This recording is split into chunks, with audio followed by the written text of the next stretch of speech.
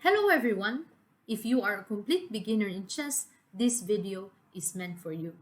In this video, we are going to learn about the chessboard, about the names and values of each of the pieces, how each of them moves, and how they capture. Of course, first of all, we need to know what is chess, by the way. Chess is one of the oldest and most recognized games in the world. Chess is played between two opposing players.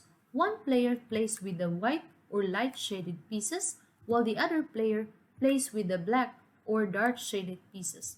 Of course, chess is super fun and exciting game. Every game involves tactics, strategy, planning, calculation, and a lot more. However, chess can be learned easily by at any age by anyone who likes it. Let's start with the chessboard. The chessboard is where the pieces are playing. This side is of course for the black side, and this side now is for the white side. Now, you notice that there are numbers and letters outside the chessboard. Those letters represents the file. Here are the file. So we call them the A file. The next one is the B file, the C file, the D file, the E file, F file, G file, all the way to the H file. And the numbers represent the ranks. So here are the first rank, the second rank, the third rank, fourth rank, fifth rank, sixth rank, all the way to the eighth rank. And of course, aside from ranks and files, we also have diagonals in chess. So here you can see we call this the light diagonals. So the light diagonals are the slanting line that stretches all the way up. So all the squares that are light shade squares or the white squares, we call them the light diagonals. And of course, there is also the dark diagonals. So the dark diagonals obviously are the ones that the squares that are on the green squares, stretching all the way up. Yeah, the darker squares, we call them the dark diagonals or dark squares. And by the way, those files and ranks, they help us name the square because every square of the chessboard has their own name. For example, if I point this square would be named E5 because it belongs to the E file and fifth rank. If I also point this square would then be B3 because it's on the B file and on the third rank. And of course, this square would then be G8 because it's on the G file and 8th rank. And of course, you are going to learn that very easy. Let's move on to the initial position. When we play chess, of course, we need to learn how to set them up. So we start first with, you can see here on the edge of the board, we have to put the rooks. You cannot place them at any order. They have to be set up the way they should be. So two rooks on the side, you can see. And next to the rooks are the knights. Okay, we call them the knights. We have two knights for whites and we also have two knights for black. And the next ones are the bishop, two bishops for white and two bishops for black. And here is also the king standing and the queen just standing next to the king. Now, there is some confusion here. How do we know where is the queen and where is the king? The easy way to remember, if it's a white queen, the white queen should stand on a light square, while the black queen should stand on a dark square. So that's how you can recognize it. Now, how do you know if the board is set up properly? The board will be set up properly by recognizing that the dark square is on the left side of your hand, on the side of your hand. So that is how you figure out that the board is set up properly. And of course, if you are playing for white, the number 1 should be on this side for white. So this is very important when you record moves, and you will know what is recording. I might make some videos after for that too. Okay, so again, for you to easy to remember how to set up the chessboard, I suggest to start with the pieces that are standing on the edge of the board. So we can start with the rook. Okay, the rook words, each of the pieces has a value. So the rook worth 5 points. Okay. Standing next to the rooks are the knights. The knights worth 3 points. And next to the knights are the bishop. The bishop has also 3 points, just the same as the knight. And next are the queen, white square, black queen, standing on a dark square. Queen has 9 points. Queen is the most powerful piece, and the king is not as powerful as the queen, but the king is the most important piece on the game, because the aim of the game is to checkmate the king. So that is the main goal.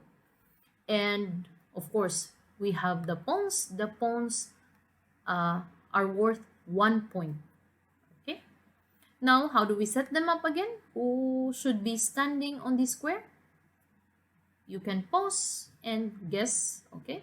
So here we have the rooks. Of course, standing next to the rooks are the knights. Okay. Standing next to the knights are the bishops. Standing next to the bishops are the queen, of course, and of course standing next to the queen is the king. And the pieces that are standing in front of the bigger pieces are none other than the pawns. So the pawns should be standing there. So that's how you set up. Okay, you can review this video if you want to remember. Okay, and how the pieces are moving. Now, there's a lot of rules here, but I'm going to show you just the basic. So let's start with the pawn. How do the pawn moves? So the pawn move one step at a time on the chessboard. They move forward, one step forward at a time. Okay, so that's how they move. They cannot move when there is a piece in front of them. Okay, they cannot capture as well. Now, other than that, the pawns can move 2 steps. They are allowed to move 2 steps only when they start from their home base. So these are their home base. So when they start from that home base, they can choose to move 2 steps. But after that first move, they can only move 1 step at a time. Okay. Again, the pawn move 1 step or 2 steps. But after the very first move, they can only move 1 step at a time, and they cannot move if there is a piece in front that is blocking them. Now, next one, how does the pawn capture?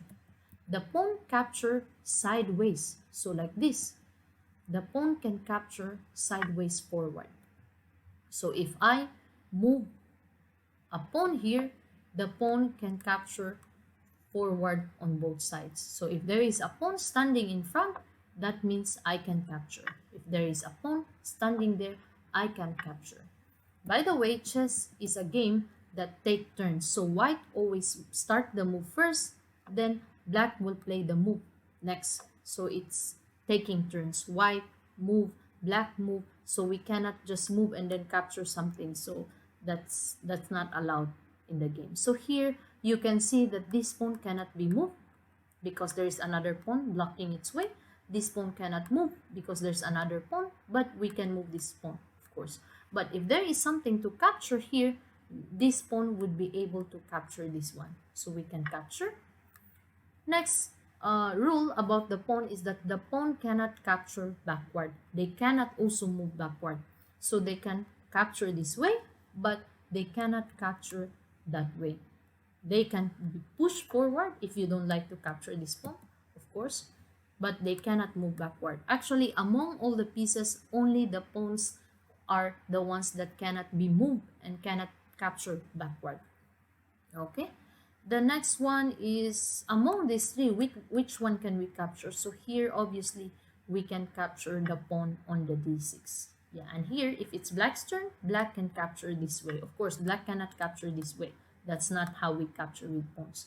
We can capture that way. Now, the next following positions will be some practice. So this is a good video for you to practice your knowledge about pawns. So we can see if you remember how they move and they capture. So here, which pawn can we capture here? You can pause the video if you want to think. So the answer here is we can capture the one on f4. We cannot capture the one in front, obviously, because that's not how the pawn captures. We cannot move that way, so we can just take. Now, in a real chessboard, we capture by knocking this pawn, taking it out away from the square, and put it on our side. Yeah, we replace our piece on that square, and that's how we capture. The next position, which pawn can we capture here? So obviously none of these pawns can capture because they are too far, so we can capture this one. Okay. Next position, which among these pawns we can capture? We can capture, of course, this one, because the pawn captures sideways forward. Okay, capture. Okay, and here we cannot move backward, we cannot move that way. We can capture this pawn, or we can move that way. Of course, this is all about captures actually. So here the pawn is surrounded by a lot of enemy pawns, and we cannot capture backward, but we can capture any of the pawns on both sides. So we can take either the c6 pawn or the e6 pawn. The next one, which one can we capture? So here, this one are already blocked. These pawns here, we can take the pawn on h4. Okay. Next one, which among these pawns here that we can move? So obviously I was already giving a hint. So this pawn, this is the only pawn that we can move because all these other pawns are already blocked. You can see them, they cannot be moved, so we can push that pawn. Okay, so here, which pawn can be moved here, or we can capture? So here there is only one pawn that can be moved. This one cannot. There is another pawn blocking it. All the other pawns, this one, they are blocked, but only one pawn can be moved, and this is that pawn. We can also capture the other pawn if we want to.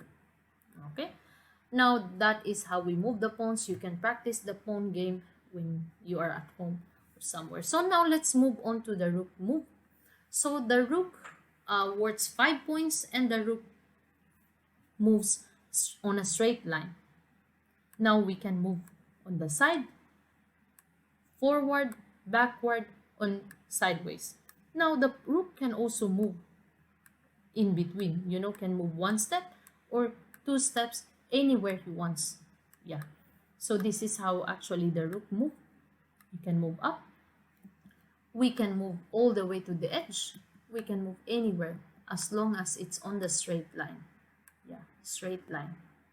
Okay, now how does the rook captures? The rook capture the way they move. They capture any piece that stands on their way. So here we can capture the pawn. So here the rook cannot jump over the other pieces. So here we cannot capture that pawn because there is another pawn. So we can capture the other pawn on the side. Okay. Now here, this is an example of how rook, in case the rook moves or wants to capture like a hungry rook game, the rook captures that way. Now there is no other piece there, so we capture this one. Next, we capture this pawn. Next, we capture this pawn, because there's nothing on this side. Okay, we can take that. We can take another pawn. I'm just moving the king, just pretending that black is just moving the king, and then we can capture lots of pieces. So you can see in a fast mode that the rook moves straight and captures pieces that stands its way. So here we can have some practice captures. So here, which one is the best piece that the rook can capture? So here, obviously, we can capture the bishop. Now, we cannot, it's not a good idea to capture this pawn because this pawn worth 1 point and our rook worth 5 points. After we capture, there is another rook that can catch our rook. Okay. The next one, which one can we capture here? We can capture, of course, the rook because it worth 5 points. Now, it's not a good idea to take the pawn because another pawn will just take our rook and we won 1 point, we lose rook worth 5 points. We lose 5 points that way. Next one. Which one can the rook capture here? The decision. So here we decide to take the queen because the queen worth 9 points and it's a free piece. While if we capture the knight, we got 3 points, but we lose also 5 points. So the queen is the best answer. The next one, which one can we capture here? The best way for the rook to capture, obviously the bishop. Because the bishop is free, this one is not free because the bishop can catch or the pawn can also catch. We will learn about the bishop later on. And the next one, I think this is the last one. Which one can we capture? A good piece to capture. We capture the bishop. Now, this knight looks like a free piece, but it's not because the bishop is moving in a diagonal direction. So here, that is how we move the rook. Okay, we learn how to capture with the rook and to move with the rook and pawns. Now, let's move on to bishops. Okay, with bishops, there are two bishops here that we have. Although they are the same bishop, but they move in a different direction. So this bishop move only on the light squares, in any of those squares on the light squares, while the bishop that is standing on a dark square should only be allowed to move on the dark squares diagonally. So if your bishop is on a white square, you can only move on the light squares and you are not allowed to go to another squares. Yeah, so same also for the dark squared bishop and the light squared bishop for black. So this is how we do it. So when there are pawns, of course, you have to move one of the pawns so that you can make way for your bishop. And if he goes here, the bishop capture any piece that stands on its way. And of course, the bishop can move backward. Yeah. So the bishop again capture the way they move. So here, this bishop can capture that way. This bishop can capture this pawn. We can capture this. They can capture this pawn. But of course, if they do that, we can also win some piece. They can win. So that is how we capture with the bishop. So we can play some hungry bishop game here. So if you are the white bishop here, which pawns, how do you capture pawns one after another? Like every turn, you can capture a pawns. So here we can start with this move. We can capture. And again, we can just let this king move so that we can just take turns. Okay. Capture the next pawn. And here there is another pawn we can capture. And here there is another pawn. And another pawn. And of course this pawn, which is very close. And another pawn that is standing on the way of the bishop. And that is how we capture pawns. Okay, let's practice. Now, which piece can we capture here for free? You can pause if you want to guess the answer. So here, obviously, we can take the knight. And next one, which one can we capture here? And here, obviously, we can take the rook. The rook is a free piece. Yeah. Okay, next and the last one is which one can the bishop, white bishop captures here? So the white bishop can capture the bishop. Yes. Now, there is a possibility of taking the pawn, but that would not be a great idea because we would get 1 point and black will get 3 points. So that's not really good. Now, let's move on to the queen. We are almost there. We have now 3 other pieces that we need to learn. The queen, the knight, and the king. Let's go on to the queen. The queen is the most powerful piece on the chessboard. Why? Because the queen is a combination of a rook and a bishop. That means the queen can move like a rook on a straight line, forward, backward, and sideways. The queen can also move like a bishop on the diagonals, in the light squares here. Yeah. So that's how the queen moves. Now, how does the queen captures? Of course, the queen captures the way it moves. So if the queen can capture the rook, the queen can capture also the other queen because it moves like a rook, can move also that way because it moves like a bishop. Basically, the queen can capture, can take possibly all these pieces that are there. But if there is a piece to choose, we would choose the queen because it's worth 9 points. Okay, next example. Which one can the queen capture here? So here we can capture the the knight. So that's how we capture. We just basically take any piece that stands on the way. So here, that is it. Next one, we can take here. Now the queen doesn't have anything on that side. We can capture the bishop. Next one here, there's nothing. We can capture the queen. And here we can capture that pawn, but that would not be great because now the king can capture. Okay, we will know how the king moves later on. And here the queen can capture the rook because that rook there is for free. And here we go play some hungry queen pawn game. Okay, so the queen captures every turn. So how do we do that? So we can start maybe by moving the queen this way, like a rook. Very easy. Next step, let's pretend the king moving back and forth there. We can capture that way. We can capture another pawn on this side. And now we can capture either this pawn here or this pawn on this side. So we can do any of them. Let's see this one. And here we can capture either that pawn or this pawn on h2. So maybe let's choose this pawn on h6. And then here we can capture this pawn here. Next pawn we can capture because the queen moves that way. And the last pawn that we can capture. So that's how we move the queens.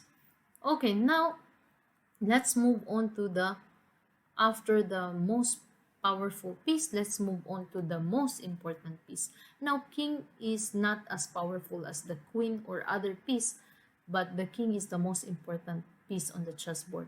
We have to protect the king. The king moves one step on all sides. If the queen is powerful, that can go all the way any direction, the queen can also do that, the same thing, but only the king move only one step in all those directions. So we can move, yes. So here we can see the places where the king can go. So here we can move on that side, we can go down, and of course the king would also capture the way they move.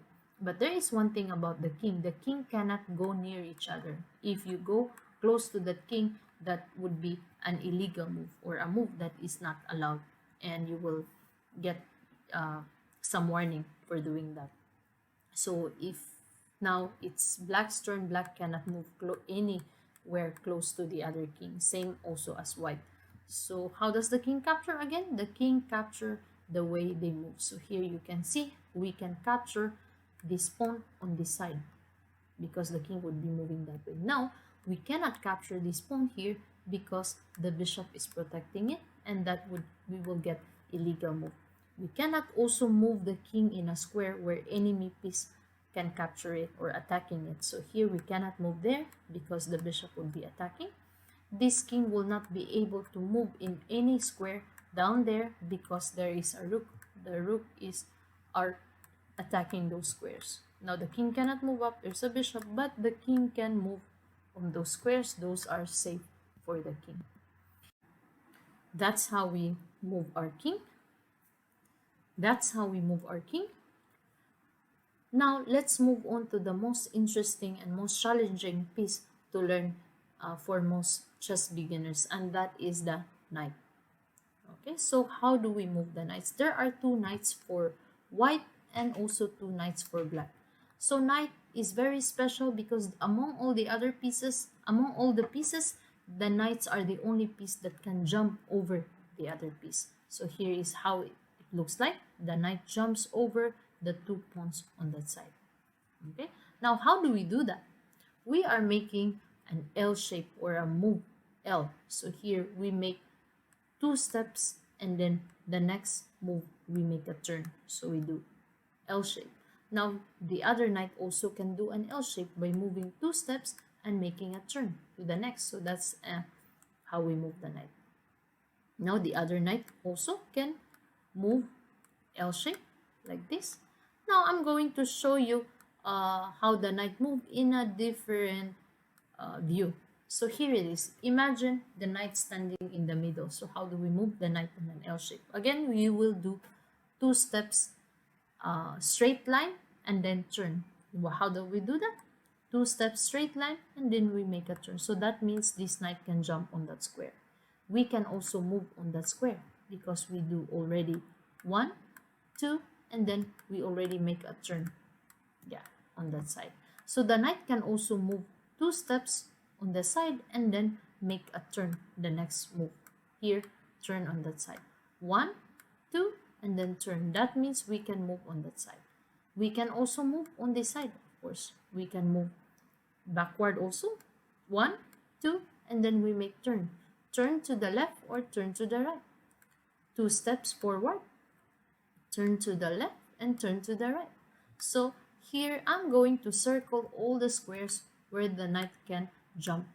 So here are the squares. It's like a web, right? It's like a web. So the knight could jump in any of those squares. So you can see that when the knight is standing on a light square, the knight would then change colors and jump into the dark square. Okay, same here. If the knight is standing on a dark square, it would then jump here because that's an L shape here. See, okay. That will be the places where the knight could go. Okay, now we can practice how the knight moves. Okay, here we can move the knight again in an L shape. The knight, remember, another way to think about it is that you have to know that the knight will not be able to move in all the square around it. The knight has to move a bit on a bit distant squares. So here the knight could jump on that square, L shape. The knight could jump also on this square. So that means here 1, 2, 3, 4, 5, 6, 7. So here we can jump. Let's say the black move here. We can go on that side. Yeah. So we can practice from this point moving the knights on the edge of the board. So let's start with this knight maybe. We can move it here. L shape. L shape. We can move L shape. We can move again. This is also an L shape. Okay, now let's bring this other knight also to the edge of the board. So that means we can go also on this side because that's also an L shape. We can move on this side. That's also an L shape. Okay, we can move on this side. L shape. We can move on that side. L shape. And now we can move here. That's an L shape. So that's how we move the knight. You can practice. Now, how does the knight capture? The knight capture on a square where it lands or a resting place of the knight. So here when the knight jump, the knight will rest or land on that square. So then we can capture the pawn. Okay. So here another example. So the knight jumps over the other piece. We can capture also the same way the knight move. Obviously the knight cannot move around the squares around it. So here we can capture the pawn, this pawn on the square. Next one, which one can we capture here? There are different sides. So here we cannot capture our own pawns, obviously. So here we can capture this pawn because it's on an L shape. We cannot capture this way because the knight is not a rook. So we can, yeah. Or other thing to remember is one step and then two turns. Yes, so that's how we move the knight. Here there are 4 knights on the chessboard. So let's start checking out which each of this knight can capture. So here this knight could capture this pawn because the knight moves L shape. So we can capture that pawn. Okay. Now next one, we can ask which pawn can this knight capture from here. So here there is nothing on this square, so we can capture this pawn. Sorry, this pawn on that square. So we can jump and put the knight there. Now next, this knight. Which one can this knight capture? So we can capture this pawn because the knight moves L shape and we can land on that pawn. Okay. Now the last knight, which one can this knight capture? So here obviously we cannot capture this pawn. We can capture the pawn that is standing next to it because that would then be on an L-shaped direction. So we jump and land on that pawn. Okay, so there's a lot of things still to learn, but I think I've already shown you the basic things that you needed to learn in this video, and it's quite long, but I hope you learn a lot.